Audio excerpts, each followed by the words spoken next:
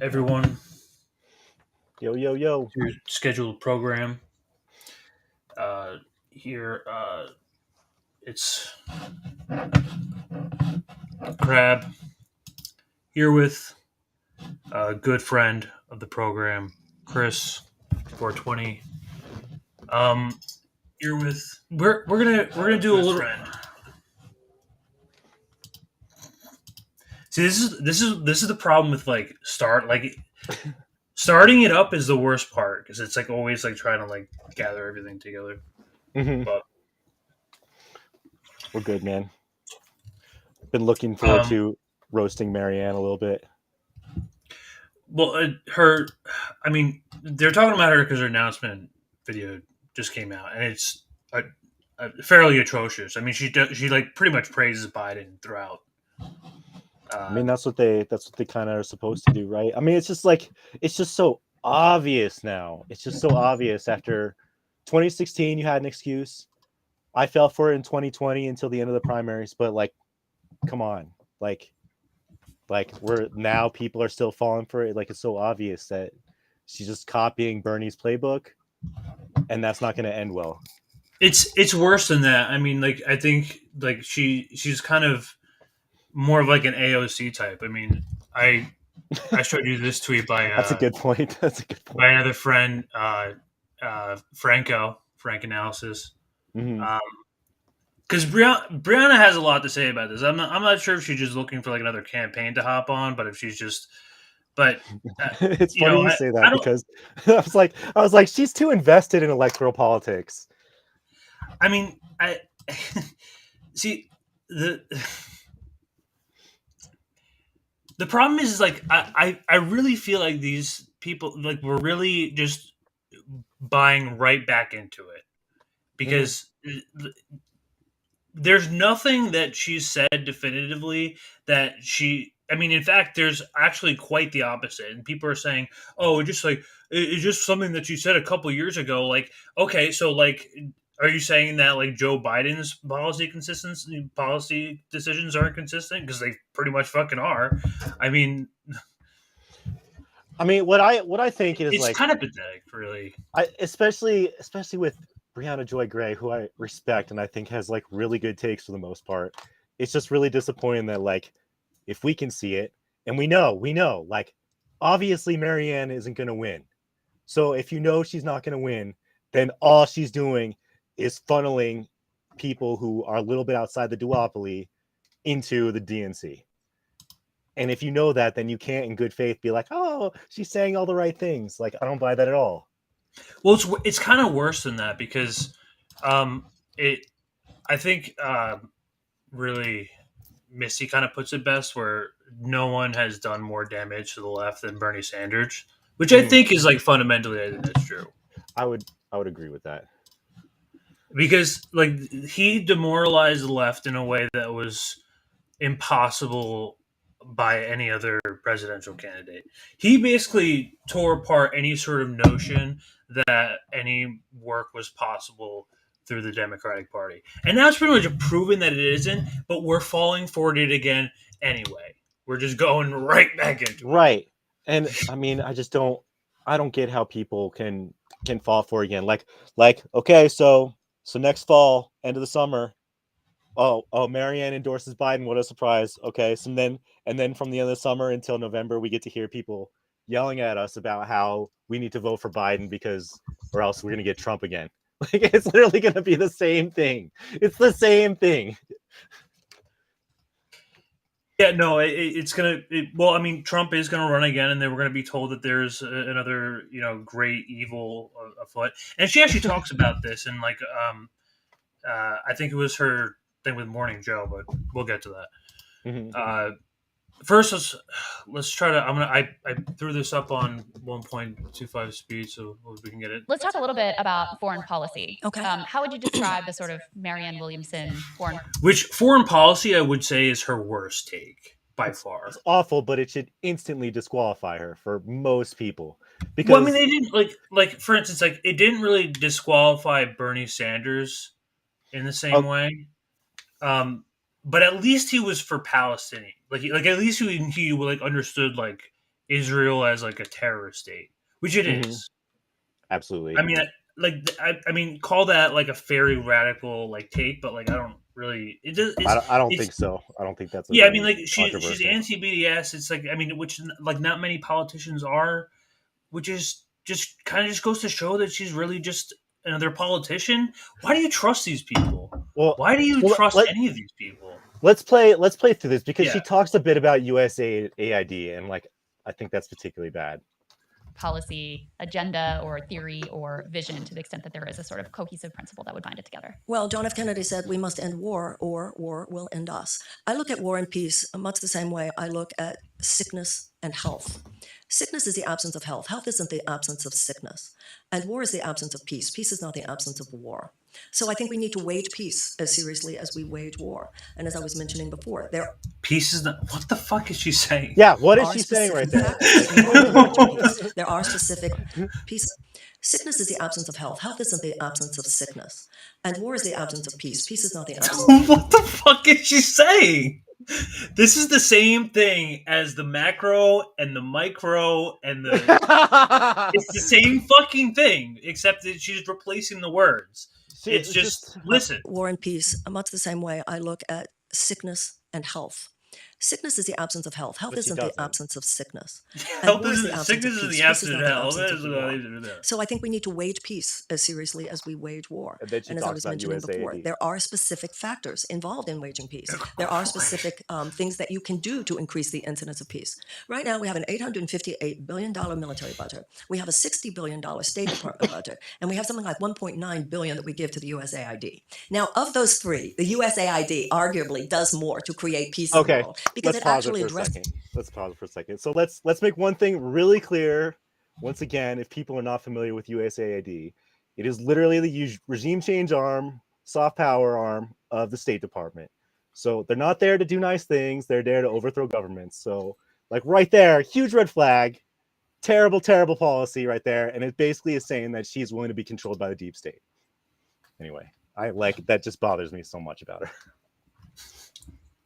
See, there's like amongst these people, it's just general platitudes until you like get across some kind of point that sort of references the question. But notice how like they never have any sort of like specific policy positions or No, like, it's oh, I'm just- going to do this or I want to do that. It's always like we have a giant military Problem. We and need to like cut the do this. budget. Yeah. Which I'm not. Nothing I'm not concrete. I don't even think Needs she's of for people. like So I supporting like cutting the military. I mean, I don't think- would need to see the specific want a evidence. foreign Not at policy, all. first of all, No, where she's talking diplomacy, about. She talks State more about Department efforts of imperialism. diplomacy Yeah, let's play through take it. far more primacy. They have been sort of cast to the side of the room. It's the opposite of what used to be true. It used to be true that the State Department was at the table and the military guys were sitting in the back of the room. Today, the military people are at the table and the State Department. You know, it used to be that if you were having a foreign policy discussion and somebody said, "Oh, we can't do that. That we can get that past state." That would be taken very seriously. Today, it's like a making stuff joke. up. People would Got roll their $2 eyes. Dude, state's not from going to like it. So CEO we have to go in and Applejack clean all here. that up. Now, Can't having stand said that, Marianne Williamson. I don't think I anyone look at the can. U.S. military like I look at a surgeon. If you have fucking to have surgery, four-pilled you better lady. believe you want to have the best surgeon. But Chakra. you also, any She's- reasonable person she's would like seek a to avoid chakra, surgery if at all possible. So we have a history of She's a imperialistic chakra misadventures in AOC. this All right, country. here she is talking about We imperialism. know the criminality of the Iraq War, the thousands of people, possibly millions of people, if you count people elsewhere, who have died from Vietnam to Iraq, and certainly the last 20 years or so in Afghanistan. I think America has a lot to atone for. Our imperialism, quite simply. I think that we are needing to turn a corner, and I think there are some people within the defense establishment, or Okay. at least the foreign policy So- establishment, who are trying to do that. Undeniably, however, All right, there is that's in enough this of that. town what's called. I think. So my issue with her so much is that she's like, yeah, we got a problem with imperialism. Oh, but USAID does so many good things. And so it's clear that she A, doesn't know what she's talking about, and B, like doesn't understand or is like willfully ignorant to how our military industrial complex operates. And that's like, it's fine if she wants to focus on like the happy-go-lucky and like more like the virtue signaling and identity politics stuff, but like I just think like her foreign policy position should be like an instant disqualifier. And like, if there's one person who's saying everything that would lead us to nuclear war, it's this lady, because she's going to get pushed around by the State Department and the deep state. She's just gonna fall right into it like a fucking sand trap. I mean, like, You know, like, so listen, like Samantha Powers was posting that stuff about, oh, we need to help Hungary. And what was the other thing that she Samantha Powers put out? I should have picked this up before, but she put out 2 videos recently about USAID on Twitter. And it was her, and like, you know, whenever you see her face and she's talking about a country, it's like, oh, we're years away from trying to overthrow this country's government. And Marianne Williamson's like, no, they do all the good stuff. So you know, it's only a time before we go to war if she was in the Oval Office. There's no doubt in my mind, like, we would be in war within a month, with like a new war. Not saying we wouldn't be in any, but there'd be more. And it's not only that, like, I really believe that your foreign policy positions sort of kind of reflect everything else, because we have such an expansive military budget that you understand like how much of a U.S. Treasury that's eating up as well, like, which I think, like, if you have a position where that's distributed among social services and and somehow funding trickling it downwards, whatever you can do with that money, and even climate change as well too, because as long as you're not willing to cut the military budget by at least 70%, we just shouldn't be active in any. Well, here's the thing. So, I mean, that's a good point, because I think between both of us, neither of us really think that any president would cut in a million years the defense budget by 70%. Would never happen. No. This is a cope. This is 100% cope. I'm more like, okay, what is the likelihood that this woman is capable of being manipulated more than we already are? You know, is she able to make it worse, or can she like keep it where it's like just as bad as it is right now? And I would think she would make it worse. Like, I'm not a fool to think that like they would cut the defense budget in half. I'm not a fool to think that like war is going to end because we put a different person in power who says the right things to us. But like at least don't be a fool to like the fucking military industrial complex, you know? Like, be educated about that, or you're going to get us all killed. You know, she'll take us to China. She'll fucking take us to war in China for sure. Yeah, no, because it'll happen exactly like Trump. She'll be surrounded by these like CIA, Dude, FBI. What kind of ghouls would she put in her cabinet? Like, oh my god! Yeah, she'll be just there, you know, standing with her chakras and talking about how we need world peace.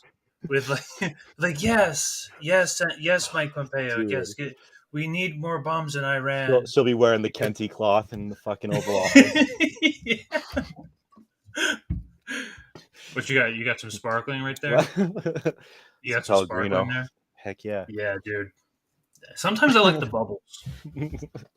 It's what my parents got, so that's what I'm drinking. Well, you know, like I have these phases where like, well, apparently it's worse for you, like carbonated water as opposed to like regular. I believe it. Here's like, so to take a little sidetrack. I like at my big New Year's. No, seriously, my big New Year's New Year's resolution was to like basically stop drinking tap water because of like all the fluoride shit that I've been hearing about. Oh, fuck that! You're drinking tap? I used to drink a lot of tap water, like filtered, non-filtered, like filtered for the most part, but like I haven't drank any tap water since New Year's. So that's like bottled water's expensive, y'all. It's fucking. It's not. It's not easy. Need to get on zero water. I've been told the zero water filters are the way to go. What is zero water? Yeah, it's just like I think you can get them at like Walmart. It different than like a Brita? Gets the fluoride out of it. Speaking of water, I might refill, and we'll just play this.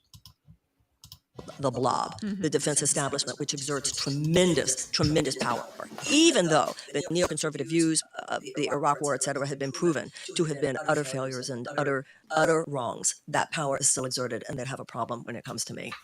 So Bernie made some news recently when, in an interview, he said we should condition aid to Israel now, contingent upon some sort of a peace deal and Palestinians getting human rights. Do you agree with that position that we should condition our aid to Israel? In other words, if they start We should bombing stop- Gaza or something we like should that, stop something aid to casualties, Israel. we go, "Man, Stop you know aid what? to Israel." Sorry, but those billions we give you, you're not getting them back. Absolutely, no money should go to Israel that's not specifically for defense purposes. Absolutely. What is your view of what's Wait, going on in wait, wait, Israel gotta right pause now? that, There was but- just recent Anyway. Trump's Sorry. ambassador. Oh, you're good. Okay, now I'm back. So I one of the successfully things- refilled. Go ahead. So the one little note I want to make about that. So Marianne Williamson, she mentioned, she's like, all aid should be conditional on defense purposes only. What the hell does that mean? What the hell does that mean? Oh, So it's Iron just Dome- it's, it just it's an means empty Iron Dome. platitude like everything else. Yeah. It's like, oh well, we need to put these freaking drone cameras that shoot Palestinians on site, like, for defense. Like, I just it's just like she's either willfully ignorant or like totally taken by the propaganda that, like, she's an idiot, right? She's just an idiot. It's one thing. It's one thing to take like this spiritual stuff and kind of. I don't know. I think there's some truth to spirituality and stuff like that. No, there is. I'm like bought into like the spiritual stuff that she's saying, but it's the political package that she's selling with it that like really makes it like for me. Like, what is happening? Like, this is not like a fighter character. This is like a monk pushover. Yeah, like I don't like. It's not even like I wouldn't even call that like necessarily pushover, but like when Bernie ran in 2016, like you can't act like he wasn't scorched earth or he wasn't like aggressive towards Hillary Clinton. Oh, he was. Like, he's running in the fucking primary. You're supposed to shit on the other Democrats. That's what they do. Mm-hmm. What about when Tulsi shat on Kamala during those debates? Or back in the day when Mike Revelle freaking called them all demons. He was like, I'd be terrified to be like in the same room with these people. Yeah, and I'm gonna get the man. I mean, this is all like getting towards because I have this built up anger towards the Vanguard people. They're just so. I mean, and they not only shat on RBN, but they shat on Dissidents as well, which are two friends of the show, two friends of the INN program. And God, fuck these fucking kids. I don't know how old they are. They're probably fucking my age. But whatever. Like, famously sort of very pro-Israel and very hawkish, was condemning Netanyahu's attacks on the independent judiciary. And like there. Crystal and Kyle, like they're it's just getting, terrible what's they're happening. just getting layups. This is the most far-right government that the country has ever seen. The attacks, as you mentioned, on the judiciary there were 100,000 people in the streets in Tel Aviv protesting this. I'm very concerned. You know, when you have someone like Anthony Blinken going over there, and even him saying in public, watch it, baby.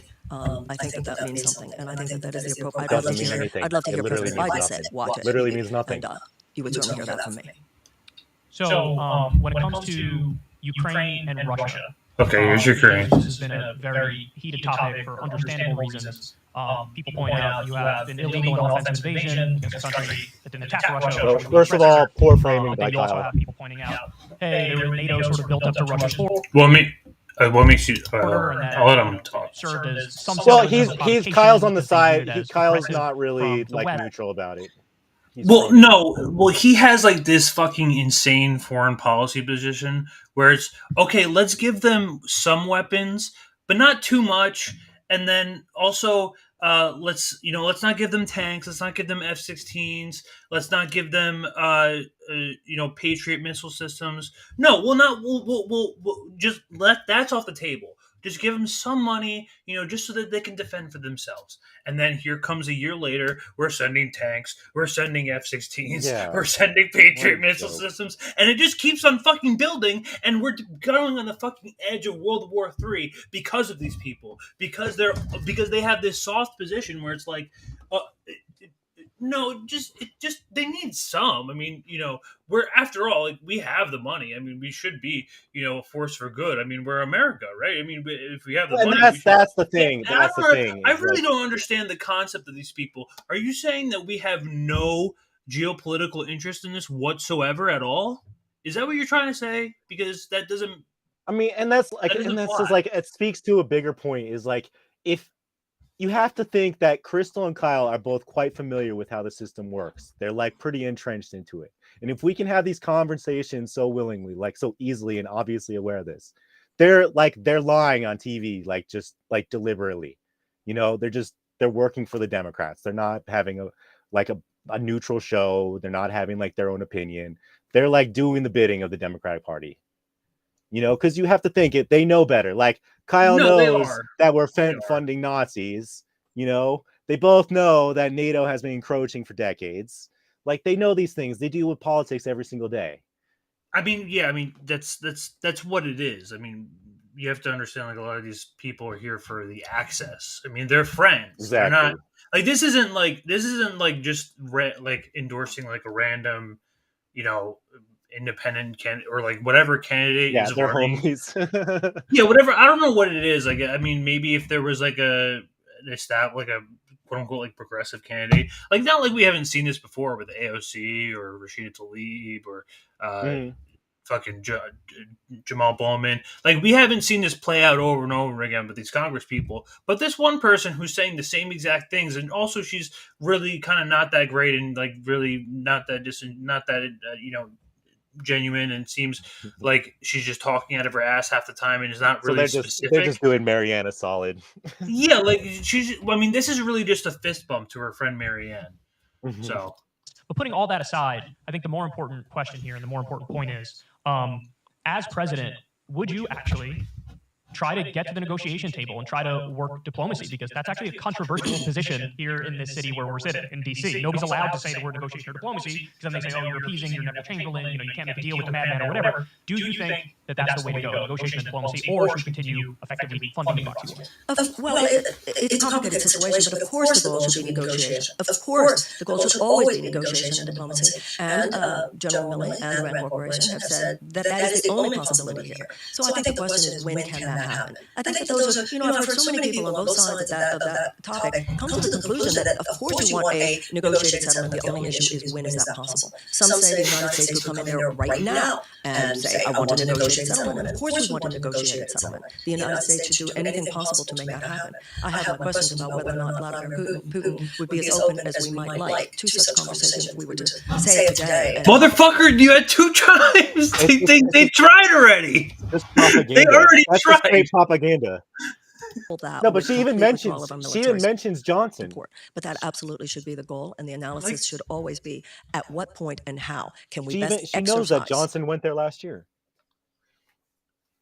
Our power to influence this situation in such a way that negotiation and diplomacy, in order to save lives, in order to decrease the risk of nuclear encounter, might occur. Absolutely. What do you make of the reports that early on in the war?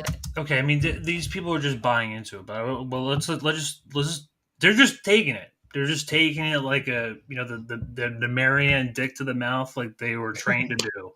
So we'll let's get fast forward to where she like pretty much directly endorses Biden. There's around like 9:25. Mm-hmm. I love Bernie Sanders with his 2 runs. Towards the end of his campaign, I had some very, very strong disagreements with how he was approaching the situation. You know, he dropped out and endorsed Joe Biden. They did this very sad-looking hostage-like phone call where, do you support the $15 minimum wage deal? Yeah, Bernie, I support. I was watching it. Okay, it just felt gross. So here's, let me set up a hypothetical here. I'm very curious what your answer is to this. Let's say we're at the end of the summer. The race is over. You made a phenomenal run. You got 42% of the vote came up just short. Joe Biden calls you, and Joe Biden says, "Hey, Marianne, look, we've said things about each other over this past however long, but I'm an old school politician, and I want to talk to you. I want to have a meeting. Let's talk. Let's make a deal." Joe was on good then. Yes, he was. And so you get into the talk with him, and he very clearly is looking for your endorsement, for you to drop out and to endorse him. Could the American people have your word that in a meeting like that, you will have a list? Here are 5 things, 10 things, all things that you have the authority to do as President of the United States. You don't need Congress. This is all things you can theoretically do through executive orders, just like the lowering of prescription drugs like we talked about before. Will you give people your word that you won't just roll over and say, yes, I'll endorse you, I'm not going to ask anything in return? Will it be contingent upon, I'll endorse you, but here's what I'm getting in return for it. And by the way, if you don't deliver on that, this is not over, and I'm going to publicly crusade against you and remind everybody to keep your word. I remind you that I'm not a legislator. I don't have a political career there that I have to worry going back to. If I got Say the quiet 40% part out of loud. the vote, you think then I just like fold and walk away and not take anything with me after all that I and so many other people would have had to go through to get to 42%? And people are saying that. I mean, she's just there might be a little bit of echo, but like people are saying like this is like her. This is proof that she's. This is not. This is the dirty. This is her saying that she's going to do a dirty break. When it's really just her just talking in circles to like avoid the question over and over. Let me go back a little bit. I'll endorse you, but here's what I'm getting in return for it. And then, by the way, if you don't deliver on that, this is not over. Then I'm going to, publicly crusade against you and remind everybody that you broke your word. About it. I remind you that What'd you say? I just think it's funny that like Kyle knows his audience thinks Joe Biden is so unpalatable and so disliked that they're like, if you had a crystal ball literally and had all these magical things happen to Joe Biden, would you endorse Joe Biden? Because like basically everybody hates him. So I just think it's like, again, really funny how Kyle frames this stuff to make her palatable. And it's always like, it's always like her answer is always like, well, it depends, which really just means, when the gun is put to my head, yes, I'm going to endorse Joe Biden. I'm not a legislator. I don't have a political career there that I Thank have you to for worry saying about going back don't to. vote for If me. I got 42% of the vote, you think then I just like fold and walk away and not take anything with me after all that I and so many other people would have had to go through to get to 42%? No, I would not. No, I would not walk away easy. And no, absolutely. So you'd have a list of demands. I would have a list of demands, and I would negotiate it. Well, absolutely, and I would consider all options actually, and how I thought that I could, with that 42%, make a difference in this country. You better believe it. What did you learn last time around?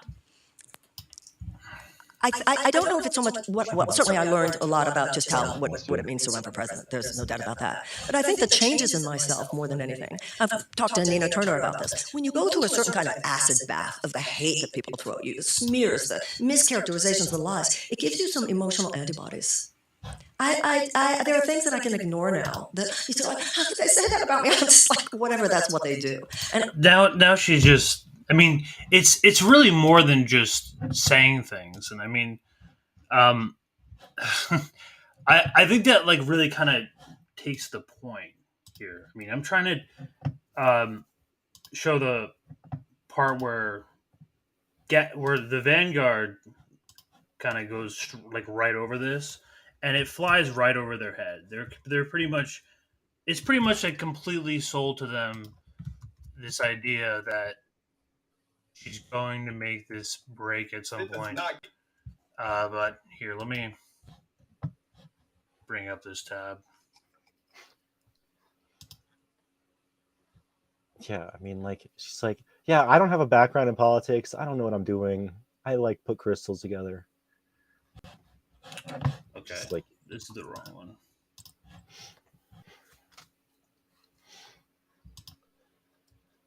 I just don't think she. Okay, they do bring it up here, and gotta pop this tab back up.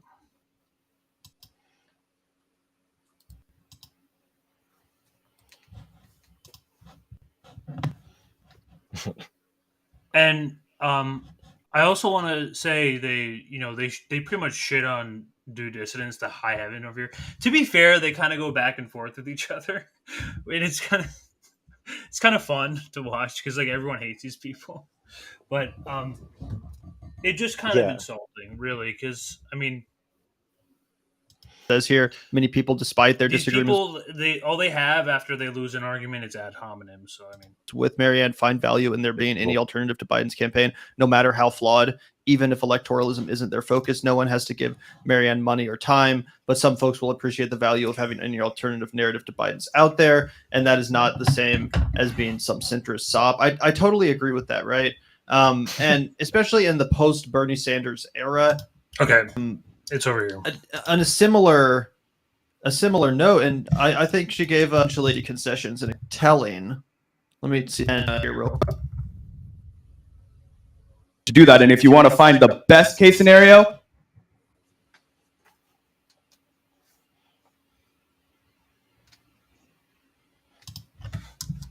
There was also some talk here about how if she runs in the Democratic Party, and she receives donations through Act Blue, and then she, let's say she does the dirty break, then she can possibly get sued by Act Blue for because running.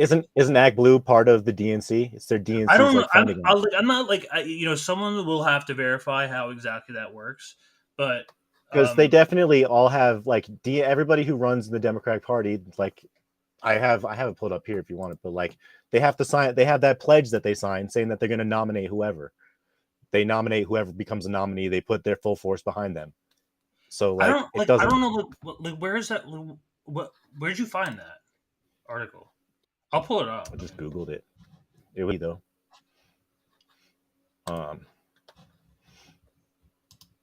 Because I just want to verify what that means. I mean, I'm not like a lawyer. Here's AP. Here's the AP article.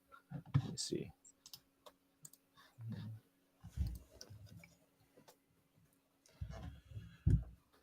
And it's really disgusting here because like as much as they call RBN and everyone else like just Jimmy Dore leeches, they're literally just like Kyle Kalinske leeches. They'll say anything.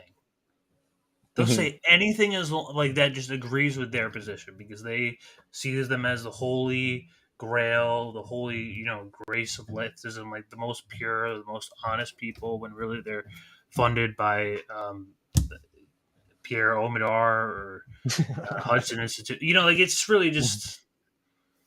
Yeah, I'm right there with you. Yeah. To the account. Did you send it to me? The article? Yeah, on Twitter. Oh yeah. Hold on a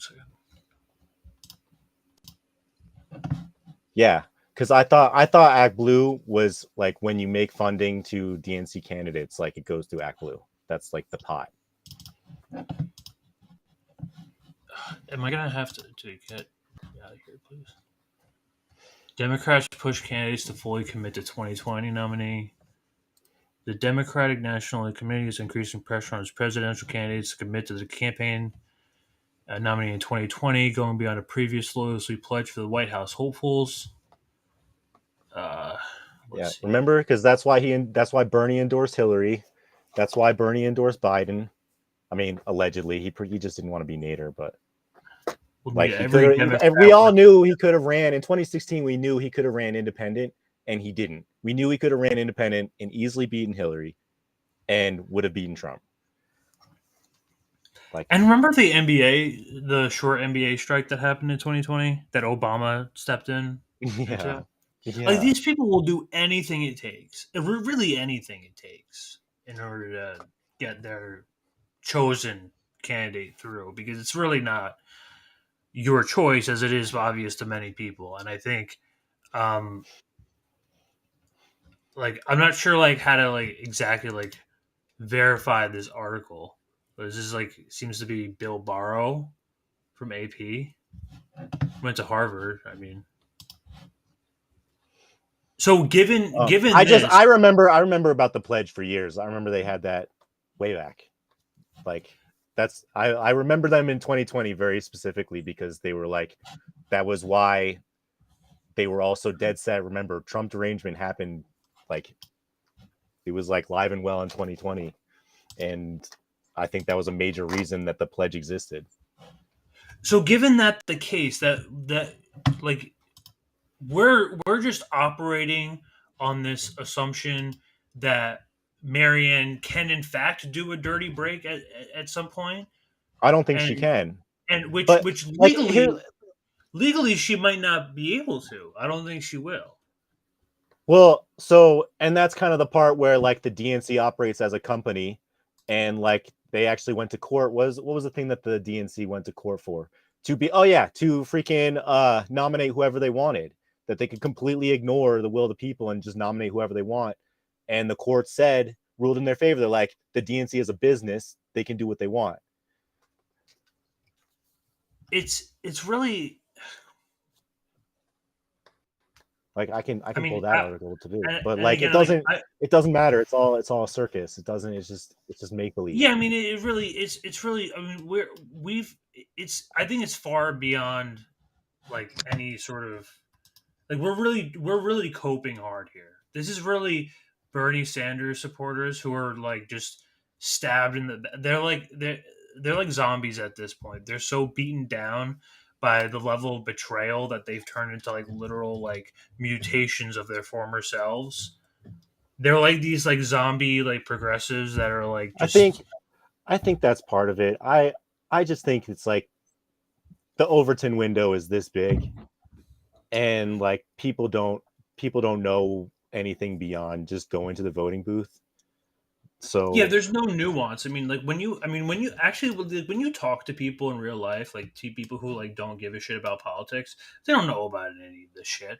Well, they do know like how specific things affect their lives, like inflation and the price of eggs and the price of gas, and which happens to be directly, influenced by the Ukraine war, which is all of these policy decisions that are being made by the people who you supposedly vote for. So, right. like, yeah, I think it's safe to like care a little bit, like about like what it is, and like I don't give shit to people like who like do not pay attention to this shit. I wish I didn't, honestly. Like, I wish I knew less. Yeah, I wish I could go back. I get where you're coming from with that. It can be kind of consuming. Hi, Pat. How you doing? It's Pat from VCNJ, Voters' Choice, New Jersey.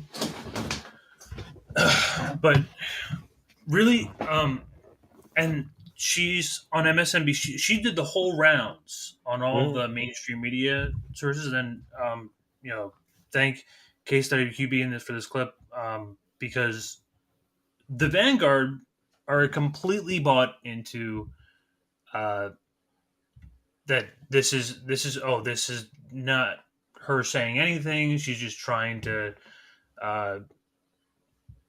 put together some sort of I don't know like what exactly she's trying to.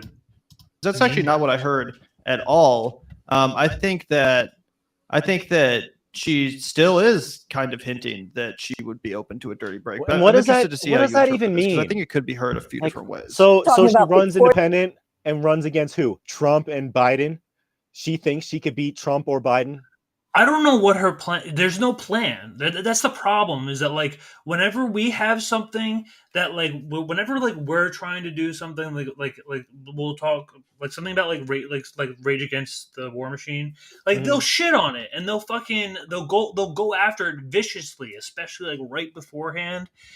But then like when it comes to like their chosen political candidates who are running within the two-party system, and they want you to be fully behind her because you agree on her with like some issues. Like they want your full support, and you don't want them to shit on her because they want to pick. Well, first of all, it's really a trickle down of influence between Kyle and Crystal Ball, who are really friends with these people and who really bought into the idea. And it's really like a personal relationship type thing. And then these people are really just kind of just leeching off that, or they're trying to join the friend group and it's like not working. Well, they're like too far away. It's just a different audience. Like I think, like there's the internet crowd with the Kyle. Like we're like all of us and stuff who are watching it. Like this is more for like the boomers and shit. This is like who's watching MSNBC. You would say Kyle and Crystal or the Vanguard is for boomers? No. I think no. I'm talking about her on the like MSNBC. I don't mean. Oh yeah. Okay. No, right. Vanguard, Kyle. That's all like the internet. It's just like different demographics that she's reaching out to. But like. Right. Okay. Diversity making South Carolina first. Now, South Carolina is an important state in the primary season, so I'm not denying that. But to say that this has nothing to do with the James Clyburn machinery, it has nothing to do with Jamie Harrison. These are ways that the larger democratic process is being stymied. This is not 100 years ago when men get to sit around a table smoking cigars, deciding who the nominee will be. Okay, we've got less than a minute left, but I'm going to squeeze in two more questions. I thought we were going to talk about black people in South Carolina. Well, we were just a minute ago, but okay. So you're running against a sitting president, Yes, I which am. is a daunting task. Yeah. And I'm sure there are a lot of people out there who are thinking, what's she going to do if she's not successful? Will you support the Democratic nominee? Will you support the party if you are not the nominee? And here I'm it going is. to do everything possible as a patriotic American to make sure that the neo-fascist authoritarian threat that is very real in our country and is very entrenched at this point within the Republican Party does not win the White House in 2024. That's why I'm running. It's fucking. She's AOC, dude. She's like. It's not like. I know, It's she not is like more like she's AOC than any Bernie. more. These people are comparing her to Bernie Sanders. She's No, not you're Bernie right. Sanders. Well, Bernie Like, Sanders she's- actually kind of knew what he was talking about, and Yeah, probably like a he- little bit more like, dangerous he- in that way. But Bernie Sanders, like to some degree, at least like understood class solidarity. Like he was there at the Amazon like protests. I mean, like she's just for whatever appealing to a credit I can demographic. give him, it's at least like some shit like that. But, like I'm not sitting here like talking about the neo-fascist threat amongst the Republican Party. Like half of these people don't give a fuck. They watch Fox News because it's pretty much the popular channel, the most popular channel in America. This is a rather conservative country, but really they're really not that conservative when you talk to real people in real life. And it's kind of like what Jimmy Dore did actually say a joke in his rally at Rage Against the War Machine, like as long as like the left understands that not like all the right wing is not all like neo-fascist Nazis, and no like as long as like the right understands that like not everybody on the left likes people like Nancy Pelosi and Chuck Schumer, and as long as everyone on the left understands that everyone on the right is not just these fascist gun nuts, they're really just gun nuts, which is in my experience the absolute truth. These people are not like insane, they're not racist, they're not like, when you talk to these people in real life, when you have real life conversations with these people, like if you can, if like, and I've been to protests, I've been to like I've seen this shit in real life.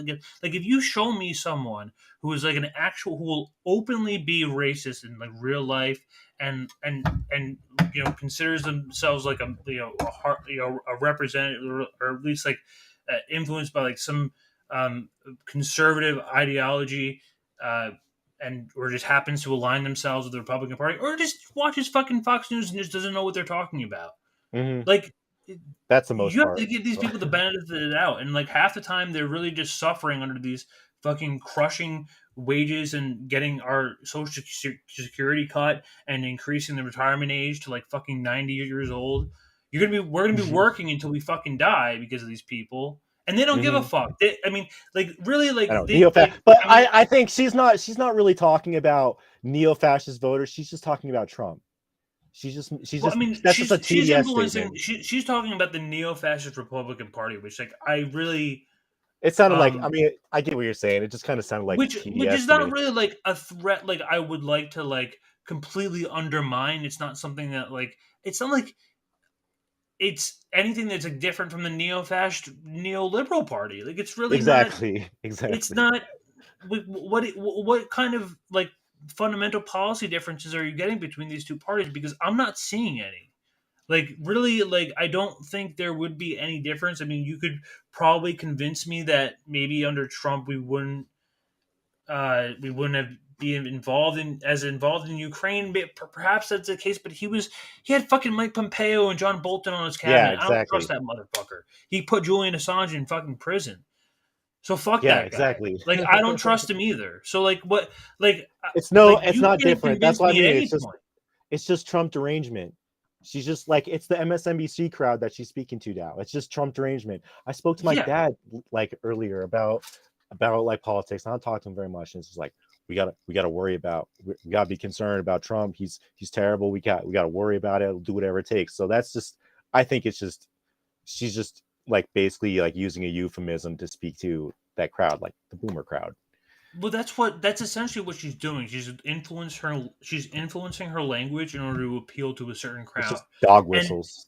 And the Vanguard thinks that's a good thing. I mean, I mean, Okay. like I mean, they like I think you should run on issues that like are fundamental to real working class people. But that's just me. I mean, if you want to say empty platitudes to national television because it's popular amongst the liberal crowd, go ahead. You see how that runs for you. Let me get more water. I do not believe that the offering of an agenda where basically the message is the economy is doing well will beat the Democrats in 2024. So I think it's the question is reversed. How are we going to win the presidency in 2024? We are going to offer to the American people genuine economic reform and not just helping you survive what is essentially an unjust system. That's why I'm running. that's not why you're Yeah. So we also got tagged. Watch some shit on Do Dissidents here. Keaton or Russell, if you're watching, this is the attack. They're going right in. In a tweet by those Do Dissident guys, that guy and his grandpa. That I mean, it's a cool show. The kid and his grandpa, won gold. They just wanted to wipe Jimmy Dore's ass one day. I'm pulling for them, but they were like, "See," which is not true at all. I mean, like I know Keaton. Like these people started on Facebook like that. Here's Do Dissidents. Like exactly. Here's Do Dissidents in chat. They saw it. Okay, they're aware. I mean, I just want to point this That's out. funny. Like, these people are so fucking right. Like, there's no so much cope. there's no like. These guys get me like, so argument. angry. It's just like let's just like throw like names and ad hominems and like see like she says she's not going to do it. Like, that's why they have to throw Brianna Joy Gray calls out RBN. Like as much as like RBN and like Jimmy Dore and like all these people use like clickbait titles. I mean, like let's be honest. Fucking everyone does it. Like everyone does it. It's called SEO. Like it's just like what people do on YouTube. Like I'm sorry that like people use titles to like fucking like stand out. But, okay. A dirty break, and I was like, man, I think some of your grandpa's dementia is running off on you, because she doesn't say that at all in the clip right here, right? What does she say? She says that she's going to do everything in her power to defeat the fascist GOP, and that she believes her candidacy is uniquely primed to do that job. So I'm curious why I got a bunch of tweets at me being like, see, at Vanguard Pod, at Brianna Joy Gray Pod, like fucking she says she's not going to do a dirty break, when that's clearly not what's happening right here. There's absolutely no reason to do that. And if you want to find the best case scenario, what are you where did she say that? Right. When did like she? What planet are you? Are we on? watching the same clip? Are we watching the same? So I think it's the question is reversed. The offering in 2024. That's why I'm running. I do not believe very entrenched point within the Republican Party does not win the White House in 2024. That's why I'm running. She's running so that the Democrats win. She just said it. She just told it to you. What about this tells you that how convinced are you that how could you interpret a clean break? A dirty break. Tell me. How could you I'm going to do whatever it takes. Like she's running a Democrat platform. It's not only that, she's telling you the truth. Yeah, she literally never said, I'm going to just endorse Joe Biden and sheep herd my supporters into the Democratic Party. She did. She said that she said word for word. Let's make this clear. Let's set things straight. We need to make sure the neo-fascists. She said that the reason why she's running is in order to defeat the neo-fascist Republican Party. Is that not what you said? That's what I heard. I take that as she's running so that the Democrats can win. Yes. Okay. Did not say that. She said, I'm running because the Christo-fascist threat of the Republican Party needs to be defeated. And I'm the candidate to do it. That doesn't mean she's not going to keep running if Joe Biden they're clapping. For the they love it. Party nomination. I absolutely think she would consider. That's the only problem to these people. It's only Trump. There's no DNC corruption. They're pretending that an independent candidate could defeat a Republican, and her of all people. They're what? They're just delusional. It's running third. It's like I said, it's beyond that. Like these people believe in these fantasies. They're in a running independent in the event that they rig the system against her. Similarly, she was asked a question on Crystal Kyle Friends the other day, on a similar note, and I think she gave a kind of similar answer. I want to find it here real quick because Kyle essentially asked her, "Are you gonna?" And Zach is like pretty much the most insufferable policy concessions in exchange for an he's really just endorsement. like, And the way she answered, I thought was very telling. Let me see if we can find that real quick. Mean anything? Yeah, absolutely. While we're looking for that really quick, I think we do have a couple of super chats as well. Let me go ahead and pull. This is a common occurrence for them. They have these they make their money off of haters. They have haters that like send money to them, asking them like serious questions, and they're them sitting there telling them to fuck off. Like watch back up Zach. through here. What? No, like seriously. People calling him on their shit. He asshole here to someone who paid him $2 to ask him a question, and he said that he timed him out. Praising Joe Biden in your campaign video is bad. Yeah, I didn't love that, to be honest. But so like I clipped this on Twitter, right? But I have this. I have this as a tweet. So to make sure I get all the points here. Yeah, that's crazy. That he just so the only people ask good questions, and then he takes it a little bit too personally because they have terrible takes. Like where do you have to go when you have nothing but like sweet praises to say of Marianne Williamson saying absolutely nothing? And so this is pretty much exactly the point. Praising Joe Biden in your campaign video is bad. Yeah, I didn't love that, to be honest, but I can see what she's trying to do, trying to not alienate the people that support Joe Biden. It wouldn't have been my move, but Gavin, what did you think about that? Yeah, well, she said we owe Joe Biden a tremendous debt of gratitude for defeating Donald Trump. And I don't think there's anything wrong with saying that in the context of running in a Democratic primary, because let's be honest, guys, the people she needs to appeal to most are the kind of normie Democrat voters, a lot of which are old, a lot of which watch MSNBC. She can't just appeal to fucking people on progressive. Which doesn't make any sense. How many people who voted for Obama voted for Trump? How many people who voted for Bernie voted for Trump? These people aren't like these aren't like two-sided issues.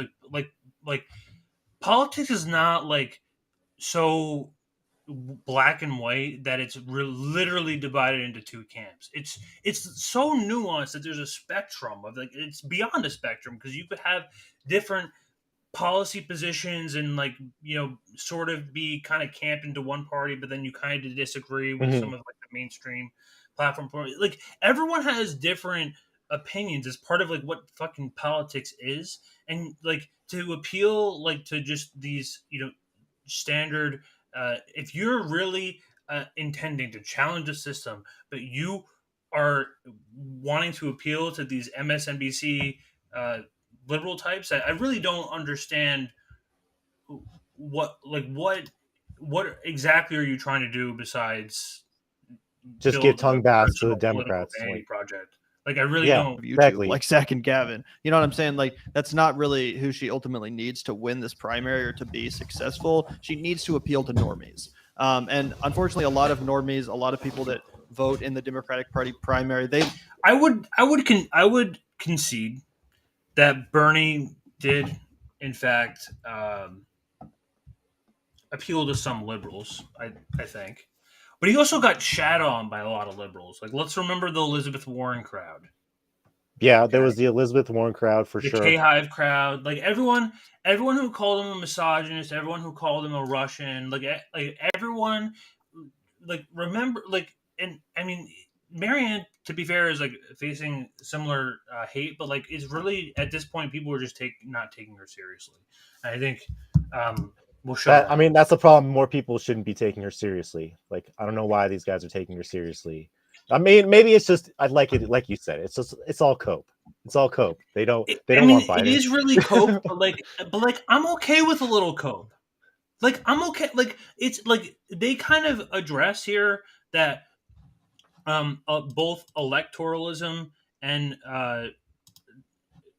activism is possible within the same realm, and you could do both at the same time, which I like. Okay, yeah, I agree with that. I mean, that's ultimately Chris Hedges' position. It's like 1 foot in the door and 1 foot out of the door. But fundamentally, like, what you're asking for here is to grab literally all of our attention and put it behind our focus behind this one candidate, and because I don't see these people at rallies. I don't see these people doing any sort of activism shit or mutual aid. They want to call these, like, they want to shit on RBN and say that what have you guys done besides leech off Jimmy Dore? Like, I see Rome out there in the streets of fucking Chicago. Didn't they just get a library? Are they trying to make a library and giving water to people?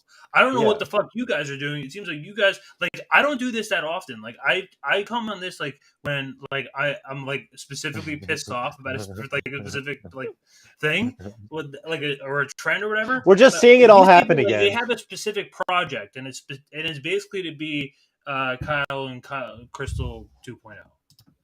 Yeah, that's a good way to look at it. Just a clone. They like the Democratic institution. Do you want to put the video back? Fuck Democratic Party. Fuck Joe Biden. Like, let's go, Brandon. She can't really do that. Would I like that? Obviously, yes. That's the energy that Zach and I, give here at the Vanguard. But that's not a really smart move for her as far as who she needs to appeal to the most, I think. Yeah, that's totally. I just think the whole discussion is a waste of time. Like, why? Like they were doing this 4 years ago. They saw what happened to Bernie. They think that Marianne Williamson has half the intellect or half the ability that Bernie has. Like that. Like, and I know she's more of an AOC type, but fine. Let's compare her to AOC. Do people think? Do these people really think that if AOC ran for president, she could be somebody like Trump or Biden? That's what I'm saying. That's what I'm asking. Like, I'm like, I want to ask the Vanguard, honestly, would you vote for AOC as president? They would say yes immediately. Or would you get behind? Would you get a serious, like, after 2 years of Congress of seeing AOC, or no, more than that with AOC, after seeing all of her time as a congresswoman, would you vote for her? Would you really get a serious campaign behind AOC for president? No. The fuck no, you wouldn't. I don't think that's serious at all. Exactly. I think it's like pretty much like after seeing the tax direction, like AOC is she's a fool, and I think these people kind of know that. But I mean, at the same time, you can kind of again, I know we're making a lot of comparisons to Bernie, but I think it's kind of appropriate. Bernie's track record, for at least as long as the last 8 years or so, hasn't been that great either. No, I've seen Congress people do not need to have a very good track record to be ascended to that position. No, Biden has probably one of the worst records in congressional history. With the crime bill, with bankruptcy bill, with freaking all the wars, just absolute demon. And he's president. So what do they think? I don't know, man. It's just weird to me. It's just even Bernie, you have to if we're all being honest here, Bernie was never good on foreign policy. He never was. He didn't he vote for the first Iraq or the first I don't remember exactly, but if you check, if you really check the votes on Bernie, if we're being really honest, Bernie was not that great on foreign policy. I mean, sure, he wanted to cut the military budget. I mean, it's a whole different avenue. That's see him as try to view him as president, but I mean, well, and the other thing is when in a way you can kind of look at all the identity politics and virtue signaling and kind of focusing on social issues is really a smokescreen to let the Department of Defense and the Pentagon do whatever they want. So yeah, and that's why they spend so much time trying to freaking make people happy about that stuff. And I guess I mean we've both fell for in the past, and I'm just like much more aware of what the Defense Department is doing these days. And that's why I'm like, she should be disqualified immediately for a position on foreign policy. Like we're really just like people. We're really just falling for it again, and basically, like these are just empty platitudes that are being thrown out in the air, like similar to like what you said, and like this is like very similar to like what people like AOC do, and if we remember back in 2016. Like even when Kamala Harris was running, like she said that she supported Medicare for all. Yeah, they all Remember said it that? at one point. Like, I think what happened? pretty much. I think almost all of them. There was a short period of time where Kamala Harris said that she supported Medicare for all. Nowadays, you wouldn't even fucking believe that at all. But like 4 years ago, like more than that, she did. So I mean, not 2016, 2020, but when she was running.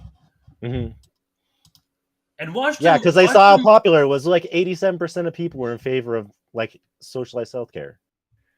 Yeah, and now like I just want to give a lot of respect to RBN for what they do in terms of mutual aid and like really like understanding the importance of like putting attention towards activism, because I think that like really should take the primary focus, unlike these people who 100%. only talk about 100%. who they purposely only talk about electoralism because it's the only thing that fucking matters. Well, I think it's the idea that they can say, hey, like people should do both. We're gonna focus on the stupid commentary. Somebody else do the other stuff.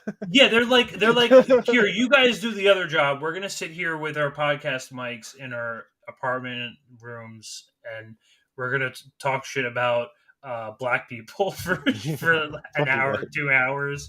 Jeez. And then also we're gonna tell you to vote for the Democrats. That's basically what it is. She's currently literally challenging this man. But yeah, she's literally challenging. Exactly. So why are you not shitting on him? So Nick says, this is the person the boutique left recruited to run a hard-hitting campaign against Jim Crow Joe. Again, this is the latest in a series of tweets from Nick thing is, like, and a series of attacks from the RB. We could find a quote. We I'm sure Bernie has said the same exact thing. I'm sure Bernie has a tweet that looks just like Marianne Williamson's for like just praising Biden. And I'm sure of it. Hey, look, this is happening all over again. It's like, why are you shitting on? Well, no, I mean, Bernie Sanders should have endorsed Biden for president. Right. We have that on record. We know. But that's what I'm saying. Like we could find the same tweet and like be like, this literally happened before. It's not like it hasn't happened before. And I guess that's just what really bothers me. Yeah. Like they're just not following. They're just so dumb. It's so disingenuous. It makes me like it's more of like an angry cringe. I don't know what to describe it, but it's like a cringe angry. I don't know how to. The crew in general, where they're just relentlessly criticizing Marianne Williamson, nitpicking her message, nitpicking her agenda. And again, it's okay to mention your criticisms of Marianne Williamson. She's not above criticism at all. We've made criticisms here on the show. I think there are valid criticisms of her. I think she has some room to grow in a few ways. But if all you're going to do is nitpick and find a few reasons to criticize and just exclusively focus on those instead of actually giving her credit for the majority of her agenda, the majority of her platform, which is overwhelmingly progressive, which is damn near identical to the agenda and the policies of Bernie Sanders, who we all supported just 2 or 3 years ago, then I think it's just deeply dishonest and inaccurate and unfair framing. And again, just completely counterproductive to the movement we all claim to be a part of, right? Like if you support Medicare for all, if you support a progressive policy agenda for this country, and we have a presidential candidate who's challenging the neoliberal status quo and running on that progressive policy agenda, that's a good thing. Like, hot take, but that's a good thing. Yep. So he comes out just trying to throw using like a utilitarian argument here, like where like well, it's the same thing where it's like we have just more of these people in Congress. If there's just we have just more of these. Well, fake, it's lesser evilism. It's more than that. It's like we just need more of these fake people in here so we can pretend even harder or vote harder. Well, I mean, get, wouldn't the Justice Democrats be a perfect example of like getting like over, like there's over 100 Justice Democrats or something like that. Like there was like, and they haven't done anything. I just like, there's so many things where it's like the Medicare for All vote, the force to vote thing is like a perfect example of how all these people that we rounded up could have made a difference and could have gotten us some concessions in a time when we really needed it. And they didn't. And they even went so far to take out a position from the DSA charter about like that force to vote wasn't part of their position. It's just Russell says the Vanguard is like if they're the background extras from Fargo podcast. Oh my god. Which is really like it's like really Jay and Silent Bob kind of type. I mean, at least I guess it is kind of like that, isn't it? Cold water on it again. I think it's just coping and seething because one, Jimmy Dore's crowd doesn't want Williamson to run, and that's their whole like they know where their bread's buttered, for if you will. Like, what does that mean? He hates. Can you tell me what that means? He just bread your butter. Yeah, he thinks they don't shit on. Shut the fuck up, Zach. Really. Marianne Williamson. They're going to see their margins go down, and this is a business for them, I imagine, just like it is for everybody. But most people try and at least have some a little more ethics when it comes to that. I mean, it's just become a cheerleader channel for Jimmy Dore, even when his audience is mauling about Scott Adams being unfairly treated and the like. It's like, oof, are you sure you don't want to realign yourself, guys? But hey, which is just a lie. That's your business. That's your prerogative. But that's just a straight up lie because Jimmy, envies him. when Jimmy had that segment on Scott Adams, he was talking about how he shouldn't have said that for the sake of his career.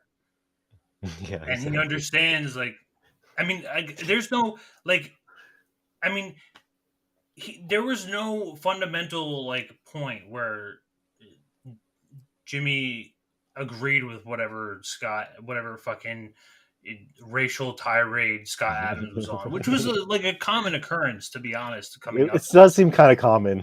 Was this something that we weren't like not expecting from Scott Adams? Let's be real. Well, he was always like, I guess for lack of a better term, like anti-woke. Yeah, and then let's come on. I think Scott Adams is not like super intelligent and like fell for. No, he's definitely not. We know that from the vaccine issues. It's clear, very clear. He fell for the race bait, and yeah, I know. And like, if anyone knows like at all about Scott Adams like vaccine positions and Jimmy Dore, it's that Jimmy Dore shat on Scott Adams for a long time over the vaccine, and it's very clear that it's not. There's no fucking Scott Adams standing going on within the Jimmy Dore community. I don't see that, and I don't really think like that's real. That's the most disingenuous thing. That's really just a lie. It's just a lie. What I was surprised to see is that somebody else weighed into this little bit of a discourse, Gavin, and we got to see a real text. Yeah, and so at this point, I'm gonna get the Vanguard off the screen because they're fucking annoying. But Brianna did respond to this. The first, this is kind of. It's not. I'm not sure if it's through the first tweet exactly, but yeah. So let's chat about this for a second. Okay. Do you want to read through it? Yeah, so no one has to like or support Marianne, but repeatedly claiming she's been recruited is odd.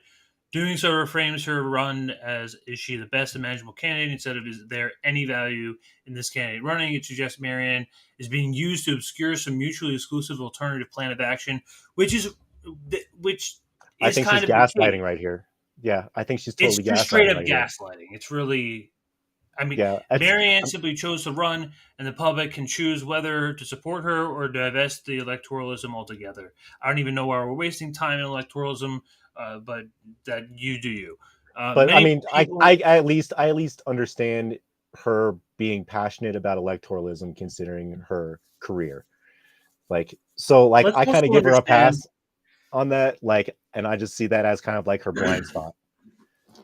I give Brianna Joy Gray a lot of credit. I think she speaks out in a lot of places where she's like quote unquote like typically not supposed to. And she has like most of the time like positions that are critical good. in a positive way to the way that we're I agree currently with a running lot of her politics in general. positions. Or at least the post Bernie era. Like she's been relatively consistent, but as soon as like a Bernie, like she's not even a Bernie light. I hate to call her that, but like that's what the comparison that we're being. I think given she's to the now. left of Bernie. It's literally we're just dumping a worse Bernie on you. Like, thank you, but this. Oh yeah, this you're talking didn't about work the Marianne. first Yeah, time. I don't know why. but This you didn't say work the she's first more like the few times. AOC, and I think it's actually more accurate to kind of reframe her as an AOC. Yeah. Many people, despite their disagreements with Marianne, will find value in there being any alternative to Biden's campaign, no matter how flawed. Even electoralism isn't their focus. No one has to give Marianne money or time, but some folks will appreciate the value of having any alternative narrative that Biden's out there, and that is not the same thing as being a centrist stop. I don't understand this choice of focus here. So I understand what she's kind of saying here. I mean, let's also it's gaslighting. She knows better. Like the I thing. mean, Bree's a lawyer, so she's very good with her choice of wording, and I think she's very good at being. I mean, the difference between Brianna and Nick is that Nick is I would say a lot of people at RBN are very like fiery, active characters, and they because they're passionate about what they do, and they're passionate about seriously building a working class movement. And I've seen that pretty consistently.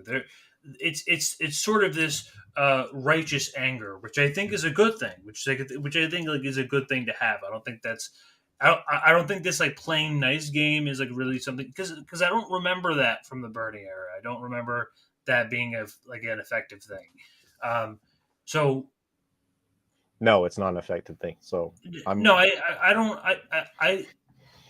I think it's just Brianna Joy Gray. She's just caught up in politics. I think she's speaking. I get the impression that she's speaking genuinely here. I don't think she has like.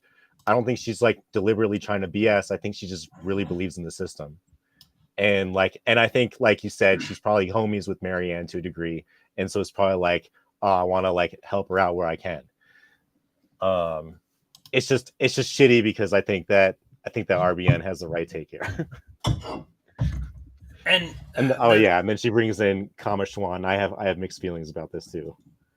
I just think like it's funny because Sawant at first like she was just going to more do a movement. It wasn't going to be like a party thing. It was my understanding that it was going to be like she was like, I'm done with freaking politics. Like it's not as helpful as I want. I need to organize outside of politics. And then here it is, they're doing a political party.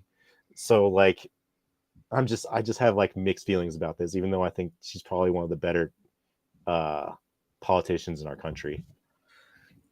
She has. That's the thing. There's. I feel like there's like. This is the reason why I put together, back in I think January that shit lib tier list.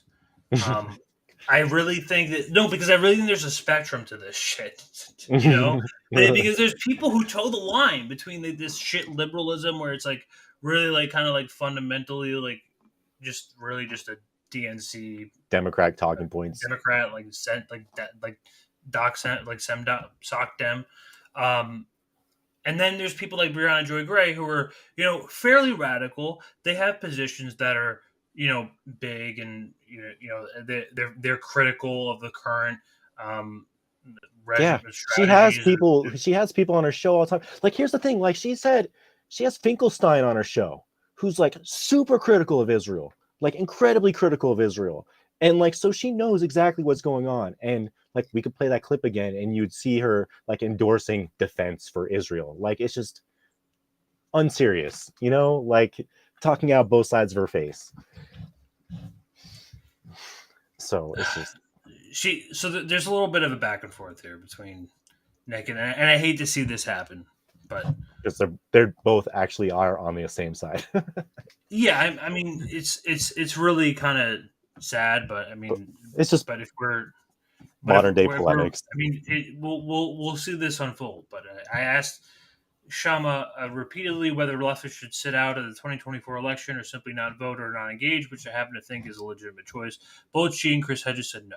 Maybe people think it'd be flirting off the patronizing tweets about who isn't retaining info. There's no need for all of this. Which, like, again, she's making like a fairly legitimate point, which I think that you can participate in both activism and electoralism at the same time. Yes. See, I agree. disagree with it. Well, I agree that like on a personal level, maybe in like a normal like functioning democracy where you see some cracks, but like there's some more that you could do. Like I just don't see literally anything that can be done to change anything whatsoever within electoralism in our country. So trying to divert any energy into it is literally just filling people's heads up with bullshit that they should be learning about stuff like, what is mutual aid? What does it mean to organize outside of our institutions? Oh, what is abolition? Like people should be learning about like way crazier stuff than being kind of funneled into this thinking of like, oh, you know, there's no question. You should definitely vote. You should do both. Well, what happens is when you say do both, people only do one, or people don't do anything at all. You know, people are trying to make the point that you can technically be an activist and then also vote at the same time. I mean, most activists that I come across are voting for either the Green Party or like independent. I don't see anyone voting for. But see, even though I guess my position with like even the Green Party and the independents, like if it's outside of maybe local elections, like why? Because I just think at that point you're kind of like legitimizing the system. Like, you know that they're not going to win. You know that they're not going to get a seat. You know that they're not going to get any delegates. Like, what are you doing?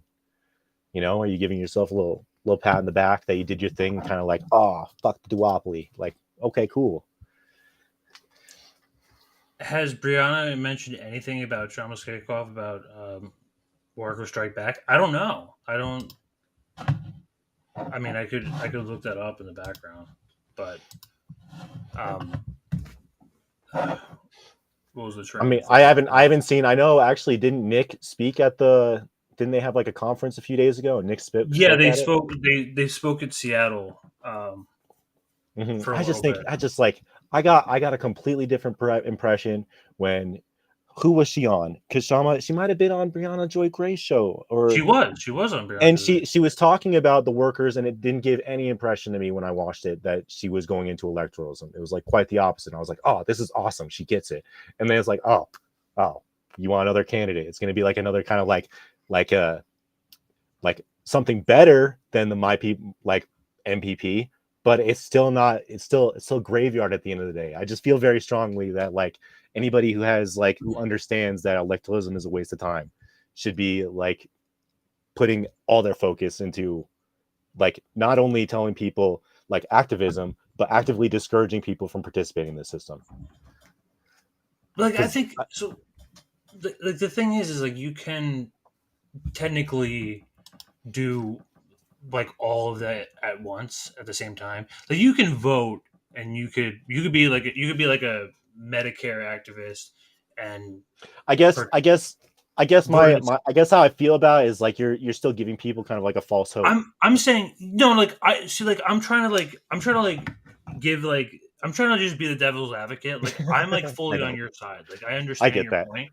Like I'm not here trying to like advocate electoralism. I also think it's a huge waste of time, and a waste of energy, like you point out. But like, is it possible on a personal level to divest your energy individually between activism and electoralism?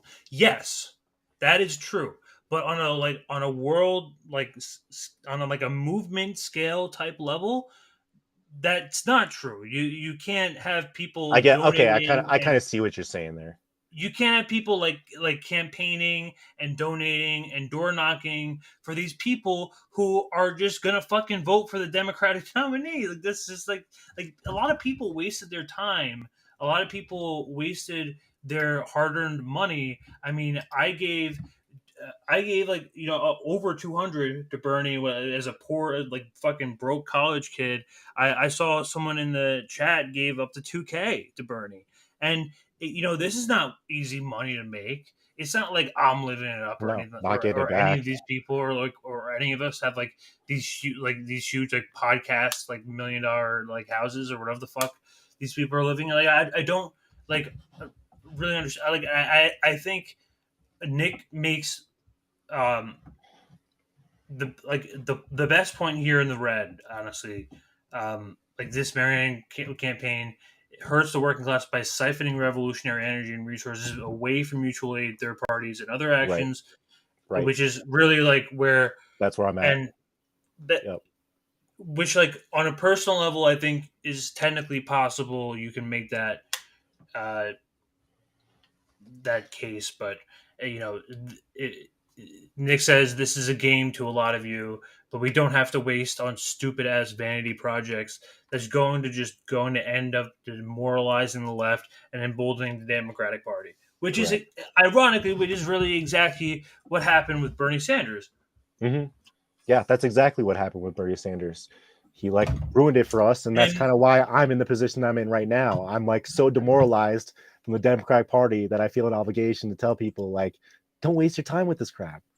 Like, yeah, I really want to emphasize this again. I mean, Misty says this. There is no man who hurt the working class movement more than Bernie Sanders. mm-hmm. That is true. I mean, it's he put people in such, and it's really like this really like this case of wave of apathy. That's I mean, to be honest, like 2020 hit a lot of us like a brick. Like a lot of that devoted Bernie energy just fucking died. It died, and it just rolled over for whatever the Democrats wanted to do that electoral season. It's really kind of just, it's like this fanatics, and we're really just all gonna die. So, do you feel like that sometimes? Yeah, no. Now, is there more to that, or is that just a friend of the show, or INA member here, Colin? Here's history literally repeating itself.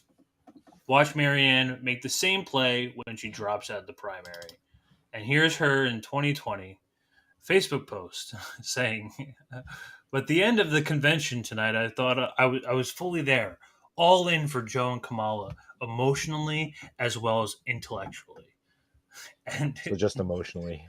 She says, this is, I mean, and people are taking this as like not as like a gotcha, but like, I mean, because it's from 3 years ago. Like, if you're saying that like with someone like if you're saying something like Joe Biden is like fairly consistent on his policy issues, then you could say that someone from 3 years ago is consistent on. Yeah, like I was gonna say, like what are Marianne? How that fast? Like people change, but they don't change like that.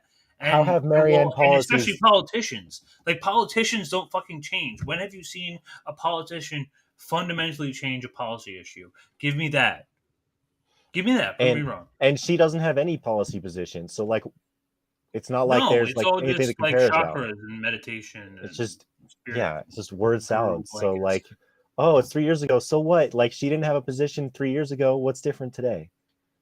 Yeah. just it's just gonna be a bunch of like tapestries and fucking prayer. Just getting like steamrolled by the Department of Defense. Her entire like national security and military department, they're off like firing nukes. And then there's you joke, we're all but sitting like here with our chakras. We're praying we're praying on like mats, and we're just doing. But at least we got the neo-fascists out. yeah. If you want to talk about emboldening neo-fascists, that's fucking emboldening neo-fascists. Sitting there and meditating while they fucking bomb the shit out of everyone else. God. Yeah, for real. It's pretty emboldening, if you ask me. But I I met Joe several times at the campaign trail, and he was always kind and respectful, as was Jill. I only met Kamala once, and she was wonderful as well. Do I think that everything they'll stand for in the White House will be something that I agree with? Absolutely not. But do I believe in their sincerity as people and their genuine desire to do well by the country? I absolutely do. And what does that even mean? Like, what does that mean? Like, oh, so I think Biden's always going to do what's best for the country. So yeah, Biden's it's just responsible for the worst climate disaster and act of war that we've ever seen in our history, and that's blowing up the Nord Stream pipeline. To say that, and then there was the Ohio explosion a couple weeks ago. Oh yeah, and let's not even forget about Ohio, which is completely under the bus. He's completely ignoring. But Marianne believes that they're good people. Like, that doesn't, again, it's just another thing where it's There's not, she she can't speak to any policy. She just speaks to like these weird affirmations and platitudes. Well, they can't and see policy; they just see personalities, and they don't. That's why, like, when she can look at someone like Joe Biden and completely buy into it, and completely buy into this whole we need to defeat Trump. I mean, it's the same. She's really just a liberal, and people don't want to admit that she's just a liberal. The thing is, like, it's almost worse than that. I don't even think she has a policy position other than, like, people were like, you should run for president, you'd be great, and then she just kind of adopted whatever was popular around her friends. Like, she just doesn't seem like somebody who really took the time to try and analyze. It's a political vanity project that her friends are in, and they want to get in on it. That's all it is. But so it's a grift. This grift. happened a couple hours ago. I just wanted to show this off real quick. We're hitting like an hour and a half, so let's just you see those. We're wrapping up, but just a couple hours ago, White House Press Secretary Karine Jean-Pierre is asked directly about Marianne Williamson, and let's watch the DNC get like completely humiliate Williamson. Not that I'm on their side, but just the amount of seriousness that that's being given towards her already, and you're giving her the benefit of the doubt, and you're assuming that she's going to win and that she's going to go against these people. Annoyed, frustrated with Marianne Williamson for jumping in the race ahead of him. Did he want a clear field to run against the Republican nominee in 2024? Just not trying. If I had a what is it called? A little clear crystal ball, then I can tell you. But I mentioned April, whatever. She's giving up the game right here. She's giving up the game right She's here. really just like, they're really just making fun of her directly now. Well, and it's kind of funny to see. I mean, I feel bad, but listen, like, they're really. I see it more like they know that she's not going to beat Joe. Like, they know it's not even like it's more than a joke. Like, they're literally saying, like, she's not going to win. What are you doing? Like, you know how it's played.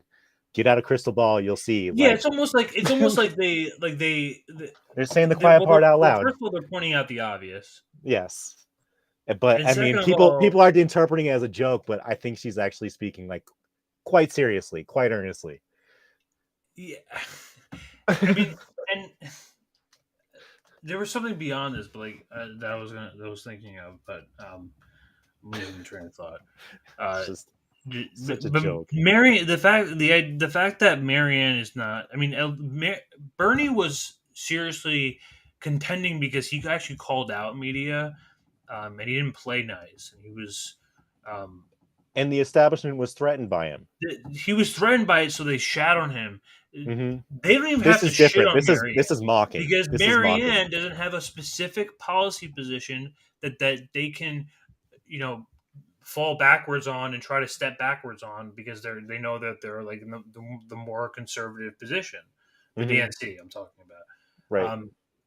So, like, to have this reaction is actually kind of embarrassing because, like, this just shows that, like, because they took Bernie seriously, They don't even fucking take her seriously at all. Not even. If I can feel her aura, I just don't have it. They're laughing. They're fucking cracking up in the back. Do you hear that?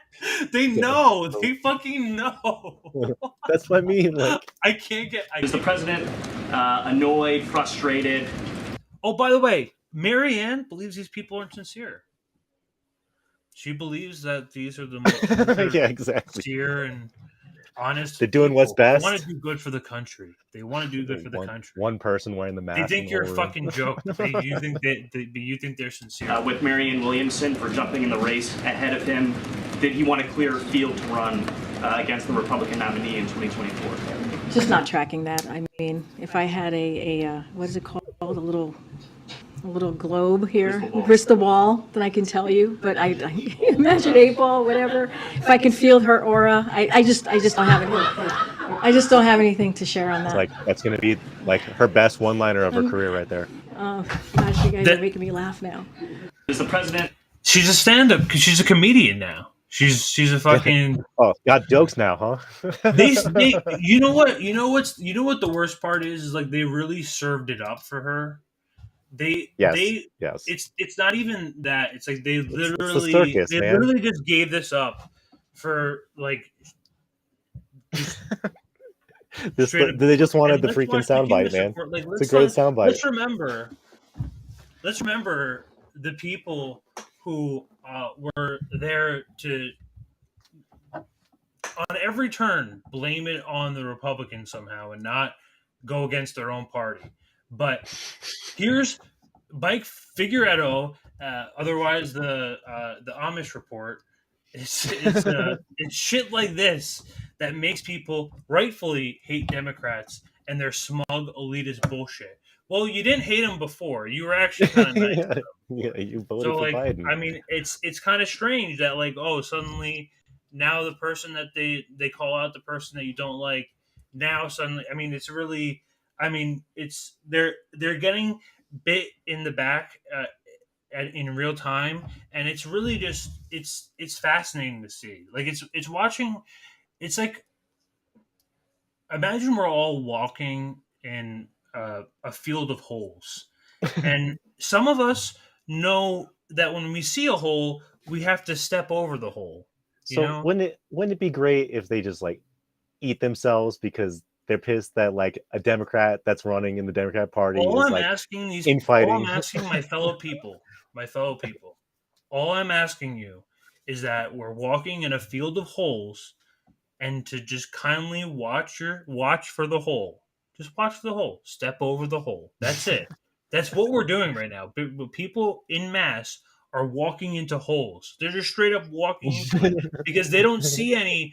They don't see this happening again in real time. I guess they forgot what happened 4 years ago. So what is it? Like that's like is it just like I don't know they if have it's a mental amnesia, block? or I don't know if it's amnesia or if like I don't know if maybe it's his career counts too much on him having a position where he takes like it's this also kind part of like, that. I'm sure it's like it's a huge like cognitive bundle of dissonance factors. Man, I know I was messed up when I realized that like electoral politics was a shit show. Yeah, like that messed me up for a little bit. Yeah,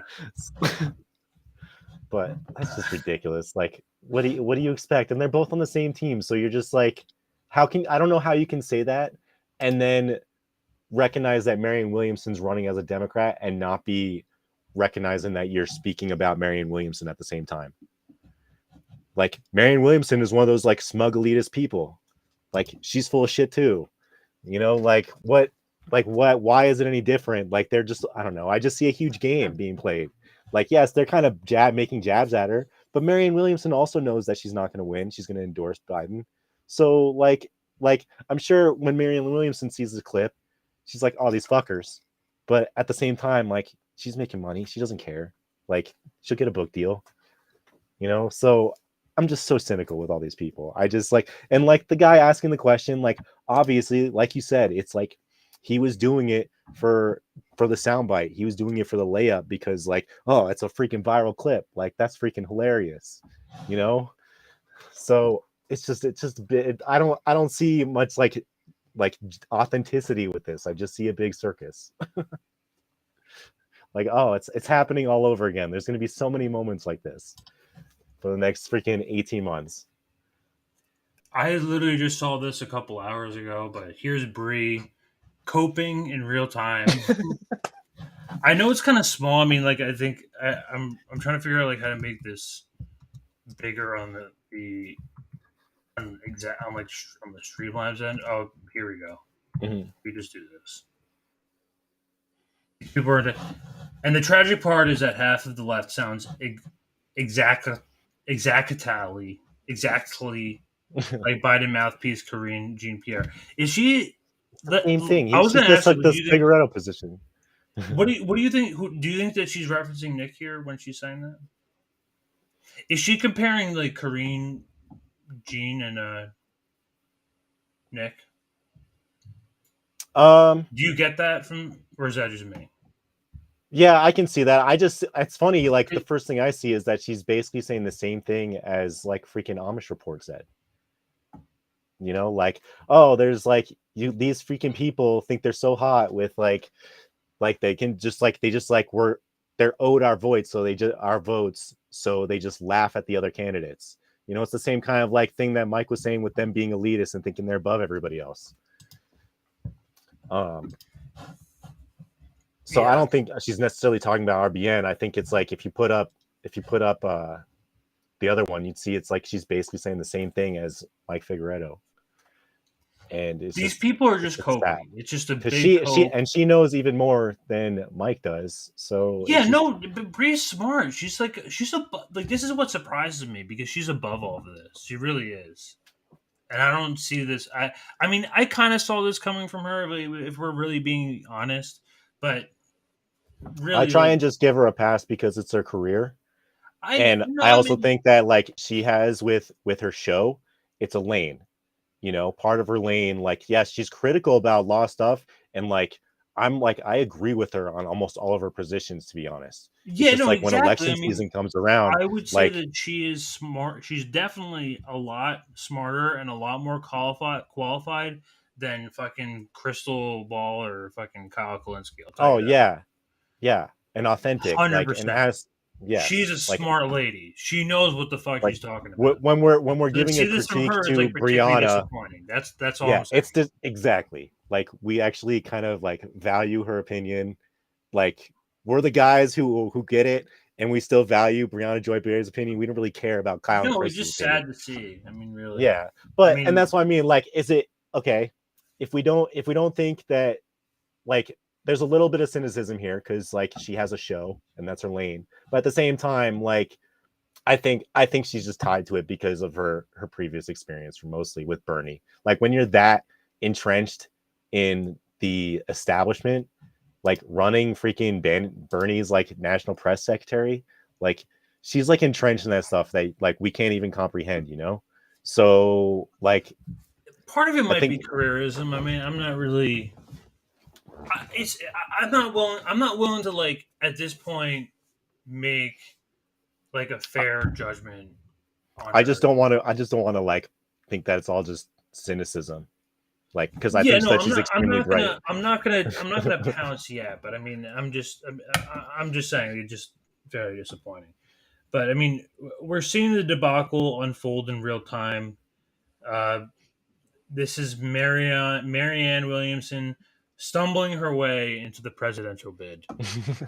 Let's see.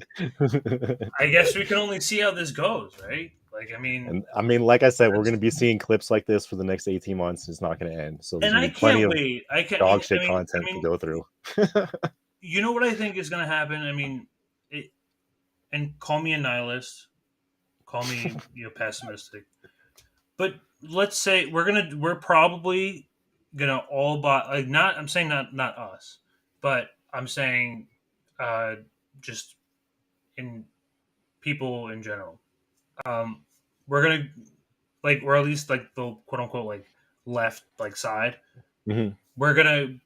They're all gonna go into this Marianne Williamson thing en masse, and most people are gonna buy into it because she's on mainstream media, and people are just gonna have this superhero starfucker complex around Marianne Williamson, and all this energy and money and campaign is going to go into her, and people are going to give her money, and she's going to get whatever percent of the vote. She's going to get cheated, or she's probably not even going to win, to be honest with you. But in the case that she does get the votes in order to win, she's going to get cheated, and it's been obvious because it's happened twice already. And so she won't get the. I mean, like, no, like when they were laughing at her, like it's obvious she won't get the votes. So yeah, I think. I mean, even I just want to give her. I'm getting the 100% like pure like mastermind plan behind all this, right? We get Marianne in, we try to get her in, we fail, and they it's not like these people don't recognize it either. Like they fundamentally understand that Bernie got cheated, and that even Crystal and Kyle and the Vanguard, they all agree it's very likely that Marianne will get cheated by the DNC in some way. That they understand that DNC is corrupt, and they'll find a way to get to destroy any challenging candidates, and they know that, and they know that. They say that several times on their show, and yet they fail to admit that this is going to be the same playbook over and over again, and it's really kind of it makes you wonder, like they have to know better. They have to know better. It's a different level of disappointing, because now we're beyond getting disappointed at the candidates, and now we're disappointed at the independent journalists who are doing like willfully ignorant shit and are like participating in cognitive dissonance. And it's like, how can we be here just like being so aware of this, and we're seeing these people with like millions upon millions of people watching their shit like falling for these things 4 years later, 8 years later now. Like, it's just crazy. Yeah, and then what's going to happen? I mean, she's never really said any sort of directed. I mean, tell her that she will do a dirty break. Like, tell her to say it publicly, straight up, and then maybe I'll stop shitting on her. If you get her to say that, Yeah, I'll she do won't. that. If you get her to run third party, I might even fucking go vote for. I might even go vote for her if she runs independent. I don't give a fuck. I'd go for like. No, I'm serious. There's like some like even. I believe there's it. even like some like libertarian candidates that like on some issues like I'm like okay with, but I know they want to privatize school and stupid shit. It's like it's hard to find balance between people, and I'm willing to give up, and I'm willing to concede on some issues, but I don't trust the fucking Democrats. Don't stop doing this shit. Stop. Just stop. We're falling for it again. It's just. Well, maybe we'll see some people get caught on. And it's going to be 8 years later, and the only thing that we have to show for it will be, "We told you so." I mean, so and like, what they're going to do? They're going to tell you again. So who's going to be the two candidates who are running for president in 2024? Is Joe Biden and Trump, obviously. And when Trump is out here actively campaigning, I mean, he's playing. I mean, whoever his campaign advisor is, like, I mean, he's clearly running this. Trump is clearly running. I mean, whoever his campaign advisor is, smart move on the East Palestine thing. I mean, I wouldn't have given that Trump, was a pretty smart move, huh? Yeah, like, I mean, I wouldn't. The guy who was not even present. I wouldn't have given them like Trump labeled like water bottles and it's fucking some sellout shit. No, but I mean, like, at least he was there. I mean, Biden didn't even fucking go there. So I mean, like, it's hard when you reflect on like what everyday people's thoughts are, who are like aren't necessarily like paying attention, but they they care how it affects their lives to some degree. So like they're just it's just sad to see. So sad to see. But we don't want to say we told you so when Biden and Trump are running. Yeah, no, like I don't. And then Trump wins. Like, but we know it's going to happen. Yeah, like I don't want that to be the case. But that's what's gonna happen. And unfortunately, we're just gonna have to run. Like we're just gonna have to run through this again. And like, I don't know how many times it's gonna take. We're going on our third time. So I mean, I would call it our third time. I would say it's our third time. We're Obama going was on kind our of third different time. We're trying third time's a charm, I guess, right? Well, we'll see what happens because I have a little hope that as it gets more and more shitty and more obvious, we'll have some independent journalists perhaps change their opinion. Like I could see, I hope Brianna Joy Gray is like, oh, fuck these people after a while. That would be like so amazing. Yeah. All right, let's wrap it up here. Sounds good. The debacle unfolds in real time. We'll be back soon. It's all downhill from here. Yeah. Thanks everyone for tuning in. Thank you. Have a great Monday.